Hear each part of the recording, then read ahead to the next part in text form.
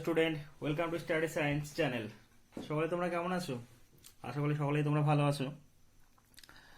প্রত্যেকবারের মতো study science channel আবার হাজির হয়েছে একটা নতুন চ্যাপ্টার নিয়ে তোমাদের সামনে। ক্লাস 10 দশম শ্রেণীর জনন চ্যাপ্টার, যার পার্ট 1 ভিডিও আজকে তোমরা দেখবে।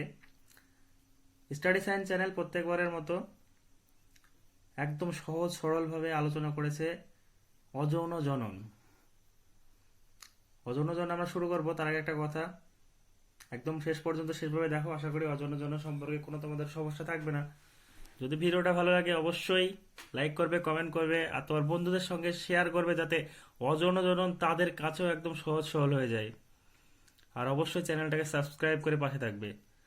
চলো আর দেরি না করে ভিডিওটি শুরু করা যাক। আজকে আমাদের আলোচনার বিষয় হলো জনন, যাকে ইংলিশে বলছে রিপ্রোডাকশন। জননের যে ফার্স্ট পার্ট আছে আমাদের টেক্সট বুকে, সেটা হলো অযৌন জনন। অযৌন জনন সম্পর্কে আমরা পড়বো। এটা সেকেন্ড ইউনিট টেস্টের গভর্নমেন্ট সিলেবাস অনুযায়ী প্রথম শুরুতে স্টার্টে আছে অযৌন জনন। তার আগে আমরা জানবো যে জনন জিনিসটা কি। দেখো, জনন কথার অর্থ হলো বংশ বিস্তার। বংশ বিস্তার মানে আমরা সকলেই জানি, বংশ বিস্তার মানে কি, একটা প্রজাতি থেকে আর একটা প্রজাতির সৃষ্টি। এটা হলো বংশ বিস্তার। মানে আমার দাদু ছিল, তারপরে আমার বাবা এসছে, তারপরে আমি এসেছি। এই যে পরপর প্রজন্ম বরাবর যে জন্মানোর যে সিস্টেম, বংশ পরম্পরা বজায় রাখার যে সিস্টেম, সেটা হলো বংশ বিস্তার, যেটাকে বিজ্ঞানের ভাষায় বলছে জনন। এটা যদি আমি একটু ভেঙে বলি, তাহলে জনন দেখো জৈবিক পদ্ধতি। অবশ্যই এটা একটা জৈবিক পদ্ধতি, নিজ সত্তা এবং আকৃতি বিশিষ্ট। এই কথাটা ভালো করে খেয়াল করবে, এটা জননের একটা বৈশিষ্ট্য, যে নিজ সত্তা এবং আকৃতি বিশিষ্ট। মানে নিজের কোনো না কোনো গুণ থাকবে এবং নিজের কোনো না কোনো আকৃতি, তার যে অপত্য জীব সৃষ্টি হবে পরবর্তী প্রজন্মে, তার মধ্যে থাকবে একটা কিছু না কিছু বৈশিষ্ট্য বর্তমান থাকবে। যেমন একটা উদাহরণ যদি দিয়ে লক্ষ্য করে দেখবে যে তোমার দাদুর যে বৈশিষ্ট্য আছে, ঠিক কিছুটা বৈশিষ্ট্য তোমার বাবার মধ্যে আছে, এবং তোমার বাবার যে বৈশিষ্ট্য আছে তার ঠিক কিছুটা বৈশিষ্ট্য তোমার নিজের মধ্যে আছে, তাই না? তাহলে এটা সম্পূর্ণ রিপ্রোডাকশনের ফলে ঘটে। অপত্য জীব সৃষ্টি মানে একটা নতুন জীবের সৃষ্টি, বংশধারাকে অক্ষুণ্ণ রাখা। অপত্য জীব সৃষ্টি হচ্ছে বলে, একটা নতুন প্রজাতি নতুন জীবের সৃষ্টি হচ্ছে বলে কিন্তু তার বংশধারাটা অক্ষুণ্ণ থাকছে। যদি সেই জীবের সৃষ্টি না হতো তাহলে কি সেটা অক্ষুণ্ণ থাকতো? সেটা কখনোই অক্ষুণ্ণ থাকতো না। ঠিক আছে, এই পুরো যে সিস্টেমটা, সেটাকে এক কথায় বলছে জনন বা রিপ্রোডাকশন। জননকে 3 ভাগে ভাগ করা হয়, একটা অযৌন জনন, একটা অঙ্গজ জনন, আর একটা যৌন জনন। তো আমরা আজকে যে ফার্স্ট আলোচনা করবো অযৌন জনন সম্পর্কে, সেই অযৌন জননটা ভালো করে লক্ষ্য করবে, এটাকে 5 ভাগে ভাগ করা হয়। সেই 5টা ভাগে আমরা আলোচনা করব। একবার যদি শেষ পর্যন্ত দেখে নাও, আশা করি যৌন জনন সম্পর্কে তোমাদের আর কোনো সমস্যা থাকবে না, এটুকু আমার গ্যারান্টি। অযৌন জনন, অযৌন জননের একক হলো স্পোর বা রেণু। এটা পরীক্ষার একটা খুবই খুবই খুবই ইম্পর্টেন্ট কোশ্চেন। মাঝে মাঝে কোশ্চেনটা পরীক্ষায় দেয় যে অযৌন জননের একক কি, স্পোর বা রেণু। অযৌন জননের পদ্ধতির মধ্যে যদি আসে, তাহলে প্রথম পদ্ধতি হচ্ছে বিভাজন।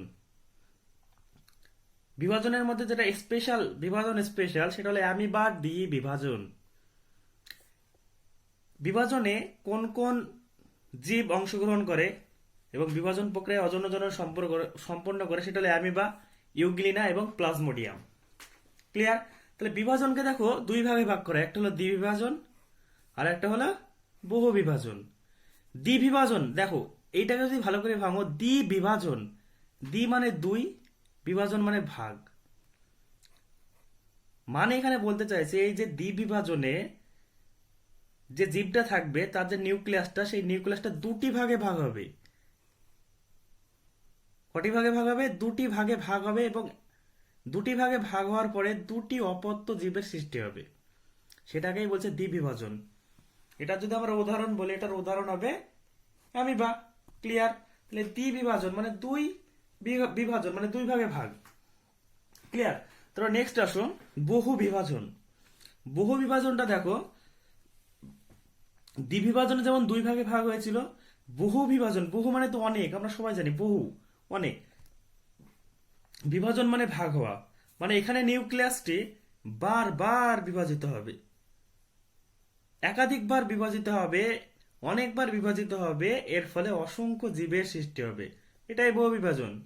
এই পদ্ধতিতে জনন সম্পন্ন করে প্লাজমোডিয়াম। উদাহরণগুলো ভালো করে মাথায় রাখবে, এগুলো পরীক্ষায় উদাহরণগুলো দিয়ে দেয়, উল্টো পাল্টা হয়ে যায়, তোমরা ভালো করে খেয়াল করবে। তাহলে বহু বিভাজনে কে সম্পন্ন করছে? প্লাজমোডিয়াম। এই যে প্লাজমোডিয়ামের আমরা কথা বললাম, এই প্লাজমোডিয়ামটা কিন্তু সাইজন্ট, এর যে সাইজন্ট দশা আছে সেই সাইজন্ট দশায় কিন্তু প্লাজমোডিয়ামটা বহু বিভাজন সম্পন্ন করে। কোন দশায়? সাইজন্ট দশায়। ক্লিয়ার? এবং এই সাইজন্ট দশায় যখন সে বহু বিভাজন সম্পন্ন করে তখন সাইজন্ট বিভাজিত হয়ে অসংখ্য মেরোজয়েট সৃষ্টি করে। কি বললাম? সাইজন্ট বিভাজিত হয়ে অসংখ্য মেরোজয়েট সৃষ্টি করে। এটা হলো প্লাজমোডিয়ামের বহু বিভাজন। তাহলে আমাদের বিভাজন কমপ্লিট হলো। বিভাজন মানে ভাগ করে, এটা মাথায় রাখবা। আর এক্সাম্পল করা যদি তোমরা মাথায় রাখো, তাহলে অ্যামিবার ক্ষেত্রে অ্যামিবার শরীর ভাগ করা, 2 ভাগে তাই দ্বিবিভাজন। প্লাজমোডিয়ামের ক্ষেত্রে প্লাজমোডিয়ামের শরীর ভাগ করা, অনেক ভাগে তাই বহু বিভাজন। ক্লিয়ার? নেক্সট আসে আমরা দেখো কোরকোদ্গম। নেক্সট আমাদের যে আলোচনার টপিক সেটা হলো কোরকোদ্গম পদ্ধতিতে অযৌন জননের বিভিন্ন পদ্ধতি। দেখো, কোরকোদ্গম পদ্ধতিতে অযৌন জনন সম্পন্ন করে ইস্ট এবং হাইড্রা। বোঝা গিয়েছে? আচ্ছা, কোরকোদ্গম সম্পর্কে আমি তোমাদেরকে একটু বলি। কোরকোদ্গম সম্পর্কে আমি তোমাদের যদি বলি, তাহলে কোরক যে কথাটা, সেই কোরক কথাটার অর্থ হলো বার্ড। এবার স্যার বার্ড কি? বার্ড হলো একটা মাংসপিণ্ড।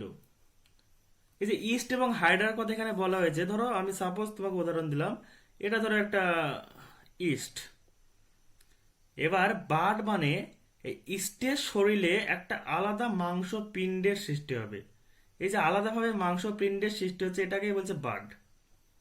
এক সময় কি হবে, এই হাইড্রা কিংবা ইস্ট এর শরীর থেকে এই বার্ডটা একসময় আলাদা হয়ে যাবে, এবং আলাদা হয়ে যাওয়ার পর থেকে এই মাংসপিণ্ডটা থেকে একটা নতুন হাইড্রা কিংবা একটা নতুন ইস্টের সৃষ্টি হবে। এটাই হলো কোরকোদ্গম পদ্ধতি। ক্লিয়ার? তাহলে কোরক বা বার্ড সৃষ্টি, এবং সেই কোরক বা বার্ডটা আস্তে আস্তে মাতৃদেহ থেকে আলাদা হয়ে যায়। যেটা আমি বললাম যে মাতৃদেহ থেকে আলাদা হয়ে যাবে, একটা থাকবে, একটা মাংসপিণ্ডের সৃষ্টি হবে, সেটা মাতৃদেহ থেকে আলাদা হয়ে যাবে। ক্লিয়ার? এবং একটা নতুন জীবের সৃষ্টি হবে। তাহলে এটা হলো কোরকোদ্গম পদ্ধতি, একদম ইজি। দেখো, কোরকোদ্গম পদ্ধতিতে ইস্টের ক্ষেত্রে একটা দশা আছে, সেই দশাটার নাম হলো টরুলা দশা। কি দশা? টরুলা দশা।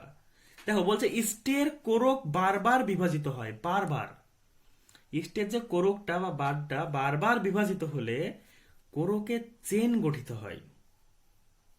এই যে কোরকের চেনটা গঠিত হচ্ছে, এটা হলো টরুলা দশা। ক্লিয়ার? চলো 3 নম্বর পয়েন্ট আমরা দেখি। 3 নম্বর পয়েন্ট হলো আমাদের, 3 নম্বর যে পয়েন্টটা সেটা হলো খণ্ডী ভবন।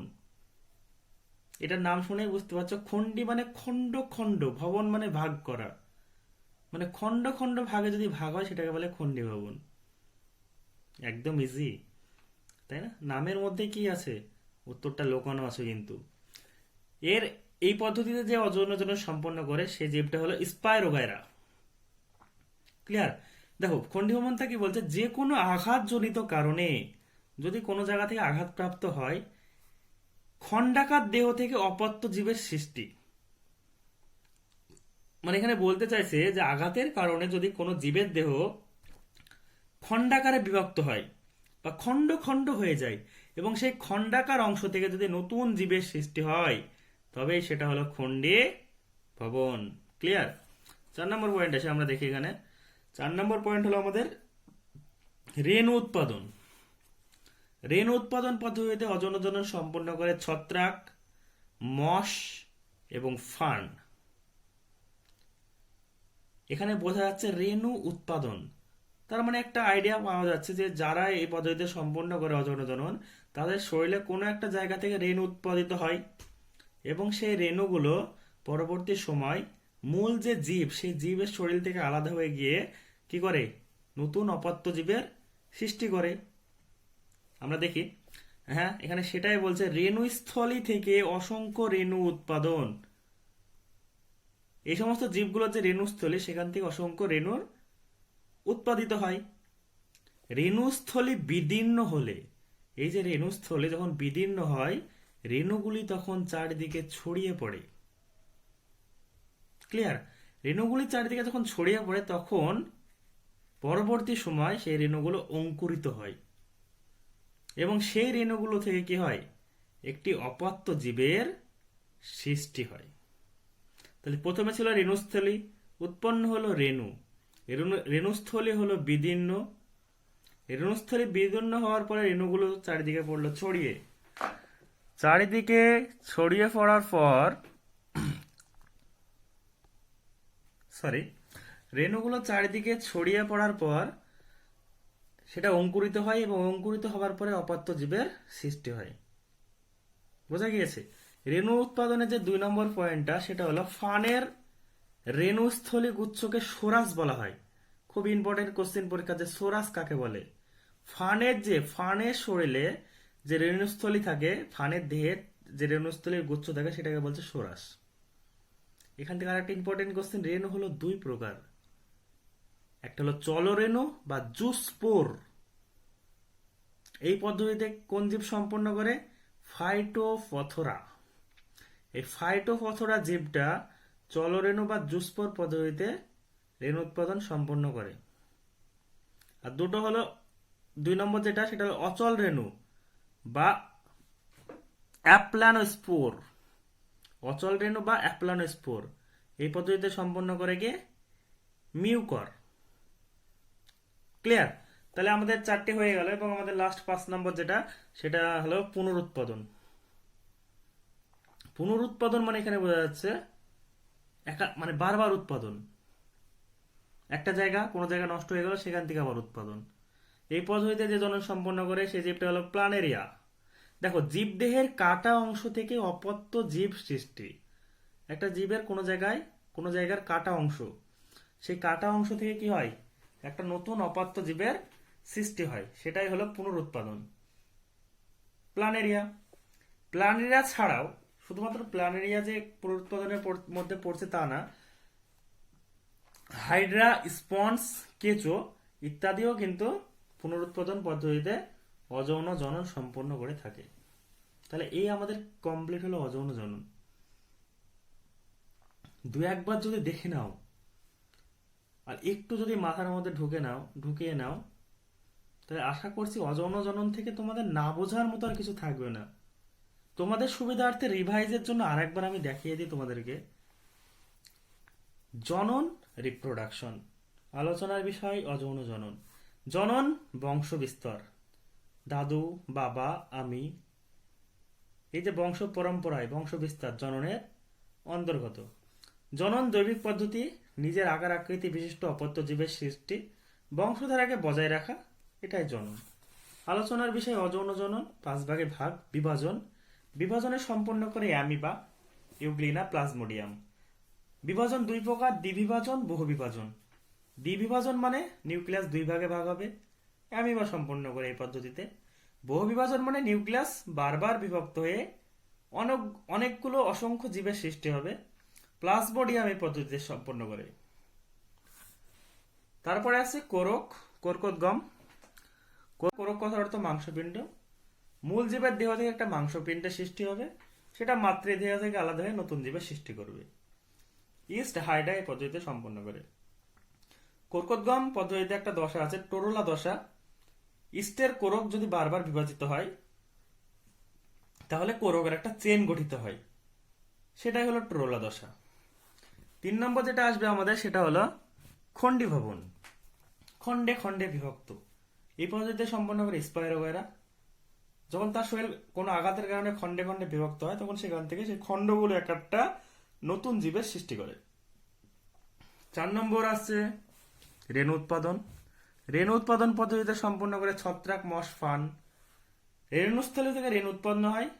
রেণুস্থলী যখন বিদীর্ণ হয় তখন রেণুগুলো ছড়িয়ে পড়ে, পরবর্তী সময় রেণুগুলো অঙ্কুরিত হয় এবং অপত্য জীবের সৃষ্টি করে। ফানের রেণুস্থলীগুলোকে একসঙ্গে বলে সোরাস। Important question. রেণু 2 প্রকার, চলরেণু বা জুস্পোর। ফাইটোপথেরা জীব এই পদ্ধতিতে সম্পন্ন করে। দ্বিতীয় হলো অচল রেণু বা অ্যাপ্লানোস্পোর, মিউকর এটার মধ্যে পড়ছে। এবং লাস্ট পয়েন্ট যেটা আসছে আমাদের, সেটা হলো পুনরুৎপাদন। প্ল্যানেরিয়া এই পুনরুৎপাদন পদ্ধতিতে অযৌন জনন সম্পন্ন করে। বোঝা গেছে কি বললাম? আর এটা কেমন, জীবদেহের কাটা অংশ থেকে অপত্য জীবের সৃষ্টি।